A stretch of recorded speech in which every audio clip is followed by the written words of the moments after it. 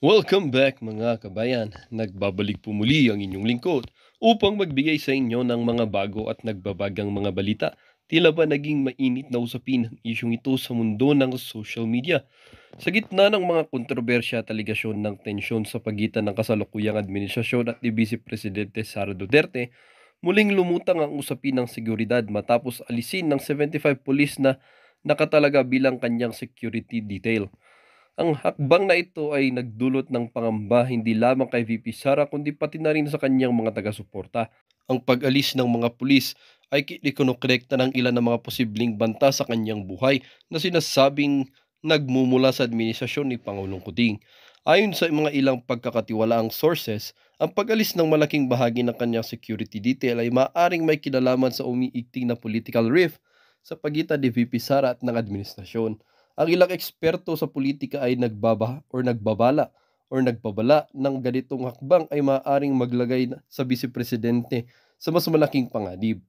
Ang pagkawala ng mga pulis na nagsisilbing bantay ay malaking bagay lalo na't ang kasalukuyang klima ng politika ay puno ng intriga at alingas-ngas ayon sa isang propesor ng isang tanyag na universidad.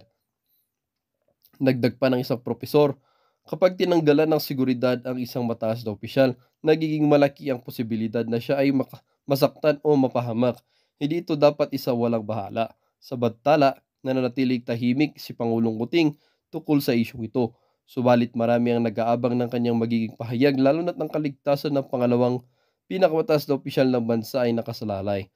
Patuloy na nananawagan ang mga taga-suporta ni VP Sara para sa pag pagpapanumbalik ng kanyang security detail upang matiyak ang kanyang kaligtasan at seguridad. Para sa karagdagang balita o update, manatili nakatutok sa aming mga susunod na ulat. At para sa buong impormasyon ay panoorin na lamang ang buong video at kung bago ka pa lamang sa aking channel, huwag kakalimutang mag-subscribe, pindutin ang notification bell at piliin ang all upang laging maging updated sa mga bago at nagbabagang mga balita. At sa mga solid viewers naman natin dyan, maraming salamat naman po sa patuloy na pagtangkilik sa ating channel. Tuloy-tuloy lang po ang labad para sa katotohanan at para na rin sa kinabukasan ng ating pinakamamahal na bansang Pilipinas. IGL man o Pogo man ang tawag, ban pa rin sila hanggang December na lang sila. Ang problema po natin dyan, hindi naman po lahat ng sinasabi ni PBBM napapangatawanan. Ayun yung una, di ba? Ang dami na po sinabi. Sinabi po 20 pesos na bigas. Oh. Sinabi rin na 1 million pa bahay. Sinabi rin na maghanda na yung mga smuggler, yung mga hoarder. Sanay na tayo. Natutuwa kayo dahil ganyan din natuwa last year doon sa smuggler at hoarder. Wala pong report ngayon na nahuling smuggler at hoarder. Paulit-ulit lang ba kayo matutuwa sa ano? Sa mga tawag o sa mga sinasabi ni PBBM? So tama ho naman ho pagkakaintindi nating lahat. Kasi yung kanyang mensahe. Okay, ang importante po, yung matupad dyan. Kung ano yung pangako. O, tsaka isa pa,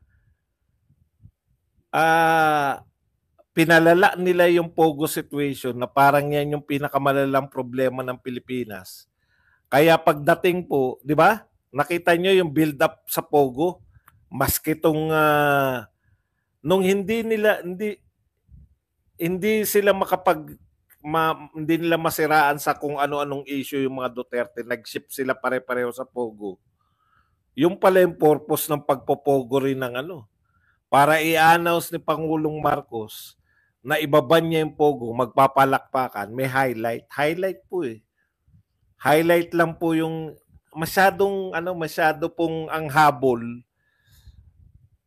Kumbaga sa NBA at sa boxing, ang habol yung highlight lang, yung dinakdakan ka.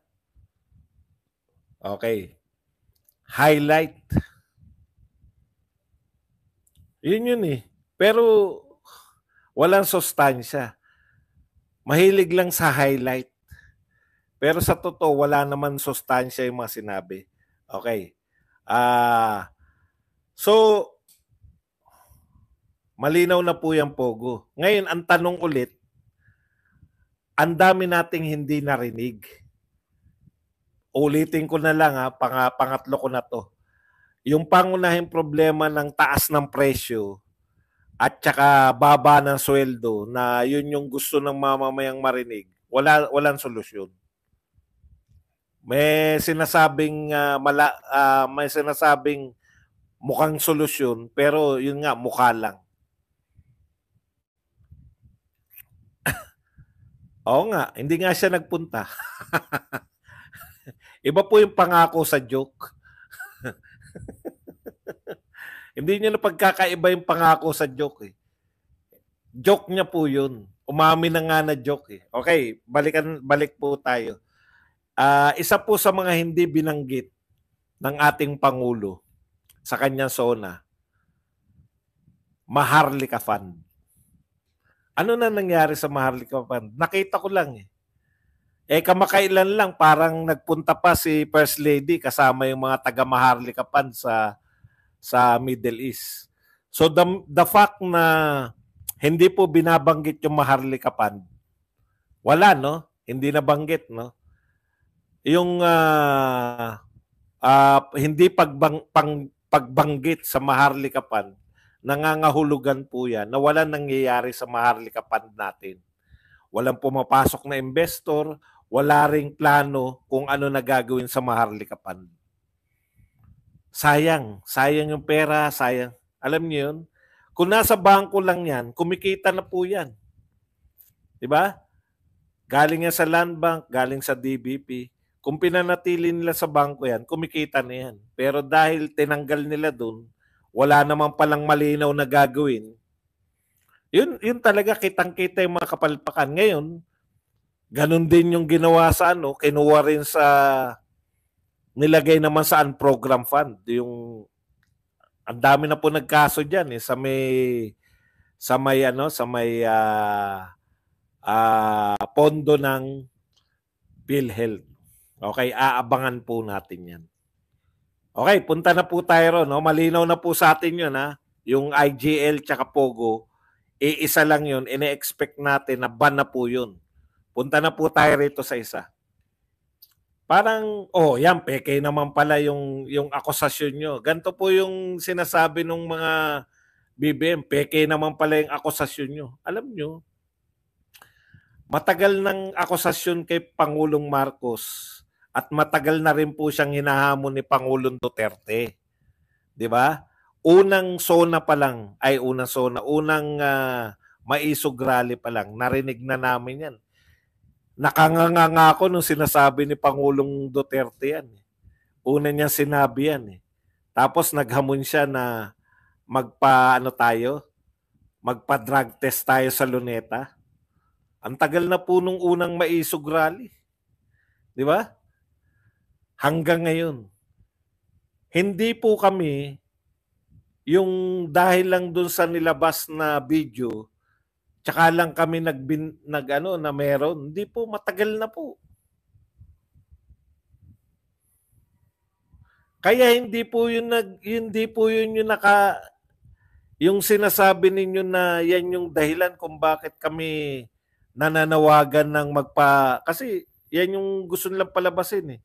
Nung napatunayan daw na fake yung video, sabi lang nila yan naghamon naman daw tong mga Duterte supporter na magpa-follicle test. Matagal na po. Unang maisog pa lang. Hindi po ngayon. Hindi po hindi po nakabatay yung panawagan ni Pangulong Duterte. Hindi po yan nakabatay sa may video. Pulburon. Di ba? Pulburon? Linaw lang po namin yan. Kami naniniwala kay Pangulong Duterte. Marami naniniwala kay Pangulong Duterte. Hindi dahil may nakitang video. Before pa makita kailan lang yung video eh. Kailan ba nagsimulang tawagin na bangag?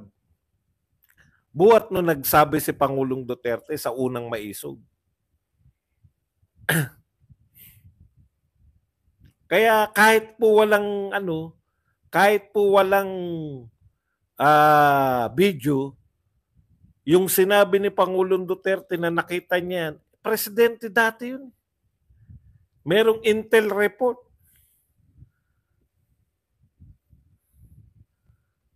Bilang presidente siya dati, yun yung batayan niya.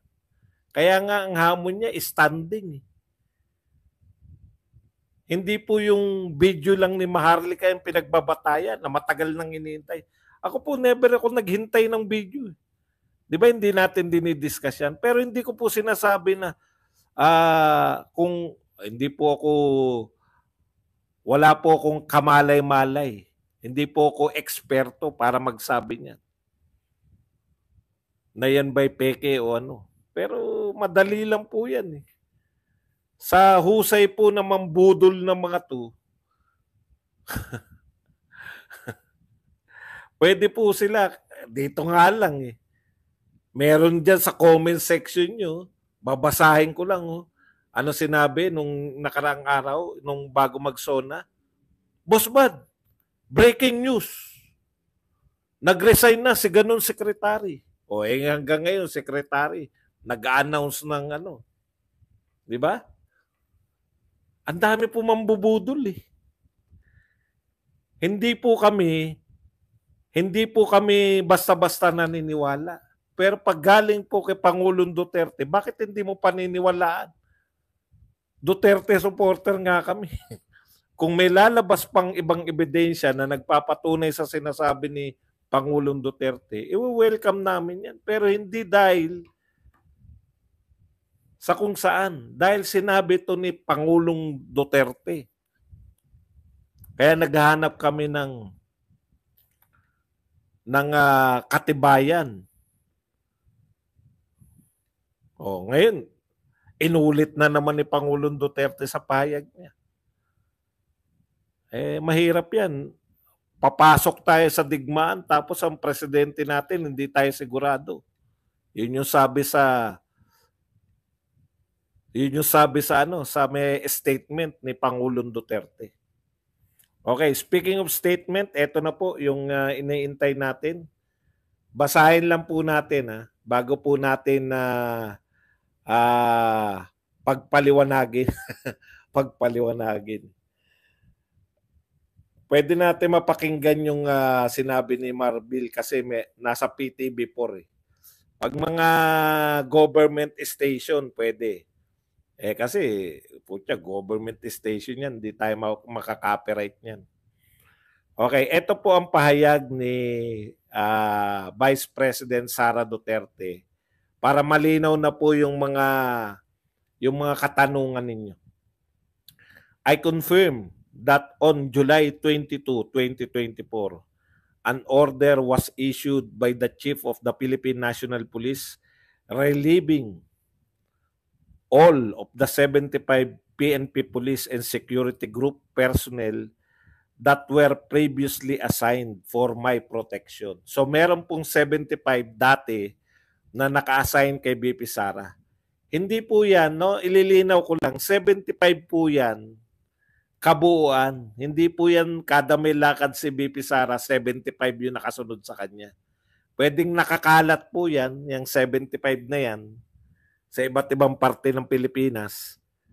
Ganyan yung paliwanag niyan. Tapos, pag napunta siya ron, nasa region na ganyan, may sasalubong na sa kanyang mga pulis doon, etc. Okay? May nagtatanong kanina, iba pa ba yan doon sa Vice Presidential Security Group? Iba po to. Ito po police. Yung sa BP Security Group, na pagkakalam ko, pinasok na uli sa Presidential Security Group. Sundalo naman po yun. Okay? Ito po, police. Tuloy natin.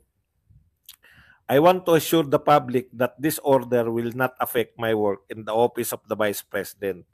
Tuloy-tuloy pa rin ang ating trabaho upang makapaghatid tayo ng serbisyo sa ating mga kababayan, lalong-lalo na sa mga liblib o undeserved communities sa ating bansa.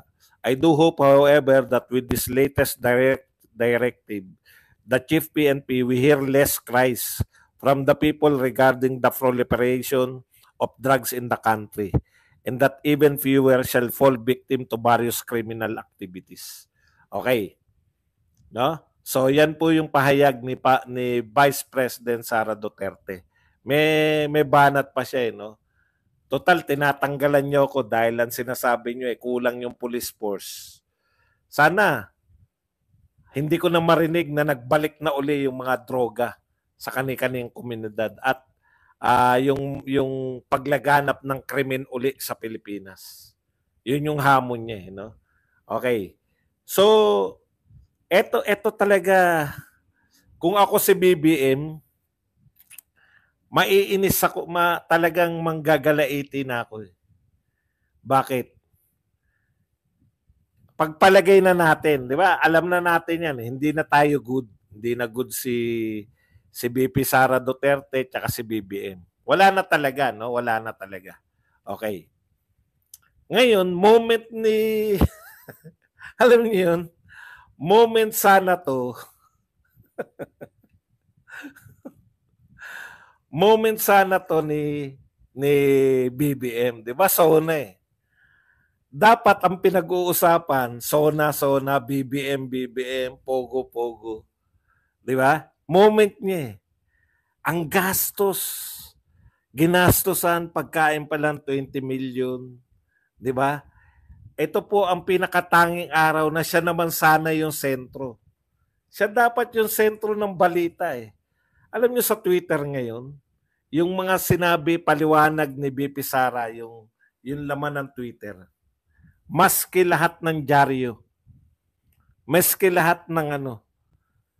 Kung ako kay BBM, talagang magagalit ako sa mga ano ko eh.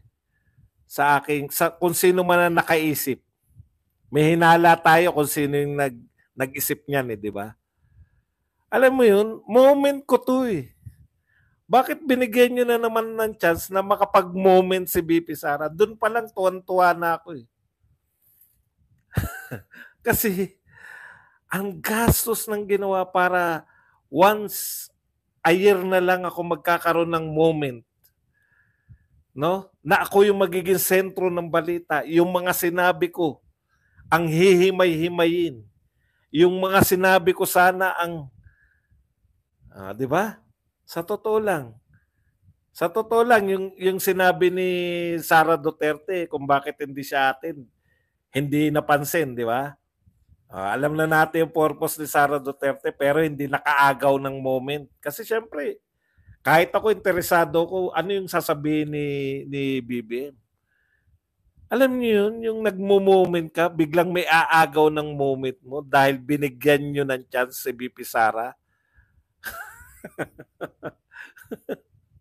Ngayon, ang laman na naman ng balita, walang ka-effort. Tinanggalan nyo ng security, police security. Yung Duterte ba ay mananahimik? Hindi naman mananahimik eh. Pero tatama lang natin, may security pa rin po siya. Wala na lang ang police. Militar na lang po yung Office of the Presidential Security Group. Yun na po ang magsisecure kay BP Sara. Pero imagine niyo, halos wala naman talagang epekto yun. May gusto lang pong manutil kay BP Sara. Yung susutilin lang ba? Yung maaasar lang kasi hindi naman po pwede na mawalan po yan ng security. Alam niyo yun? Gusto nyo lang sutilin si BP Sara. Wala naman. Hindi po kasi pwedeng walang magsisecure sa Vice President. Nakahanap pa ng pambanat si BP Sara dahil sa ginawa ninyo.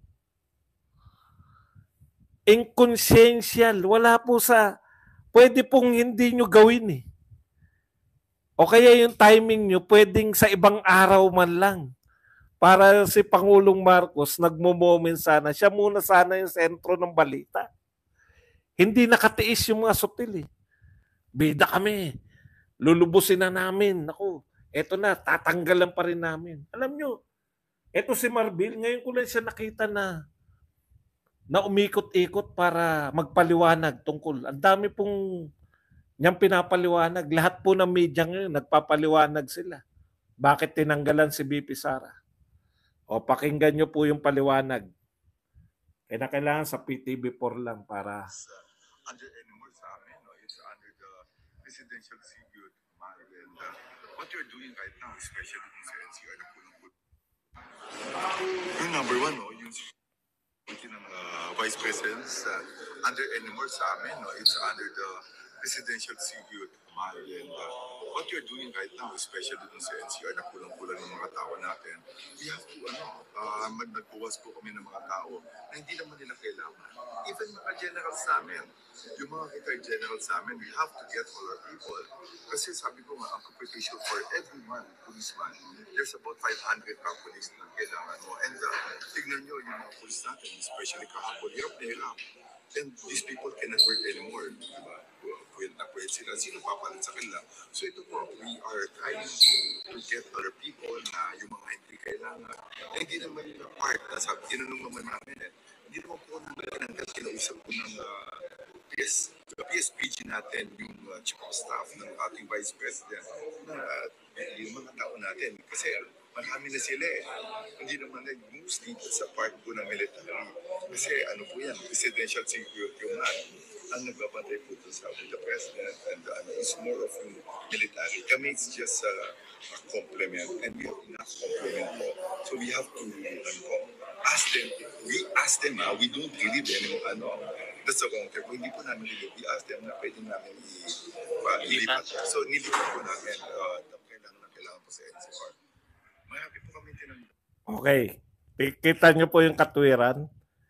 Hindi lang po sa Vice President, marami po kami tinanggalan ng pulis kasi kailangan namin ng pulis So kung hindi naman nila kinakailangan, alam nyo, debatable yan Kailangan ba na security ng Vice President? Natural. Mas marami kang security dyan, mas okay. Lalo na ngayon na nabalitaan natin na pinagtangkaan si Donald Trump. Ibig sabihin, yun nga, napakarami na security nun Sa harap ng maraming tao Nabanatan pa Hindi nyo po pwedeng katwiran na hindi naman kailangan ni BP Sara ng police security. Di ba talon-talo?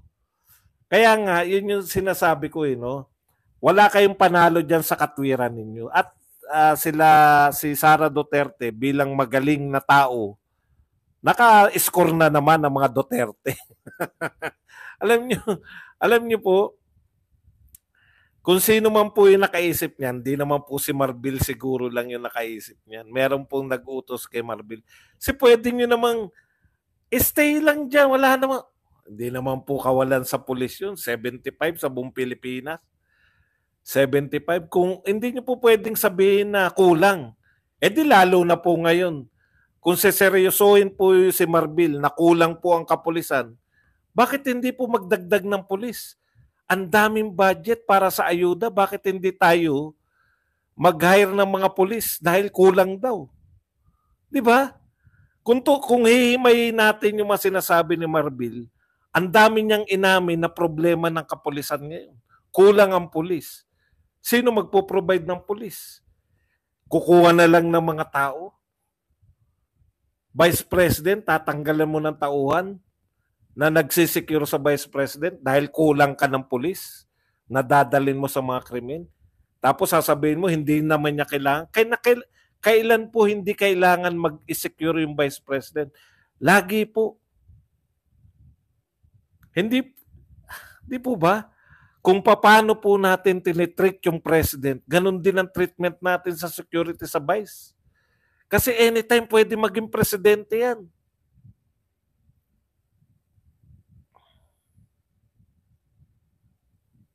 Kaya kung sino man po yung nakaisip niyan, natanggalan ngayon, panahon ng SONA si BP Sara, talagang baka mga lihim,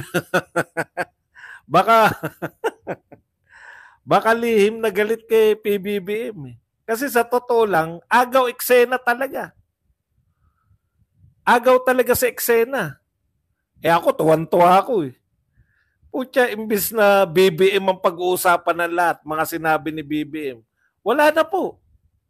Ano na pinag-uusapan? Bakit tinanggalan ng police security si BP Sara?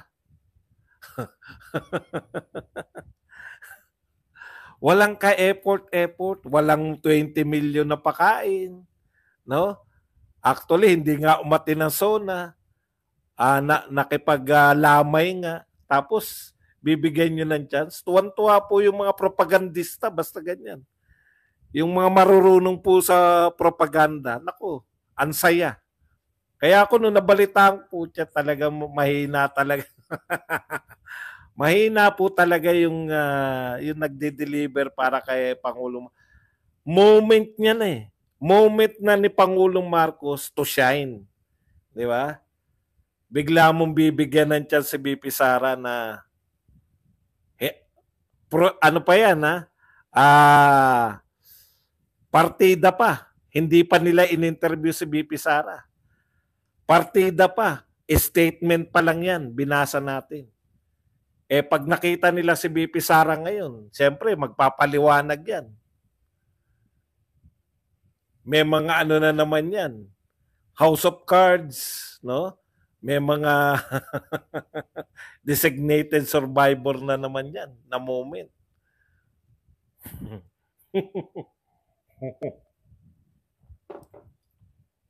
Blunder. Blunder po yan ng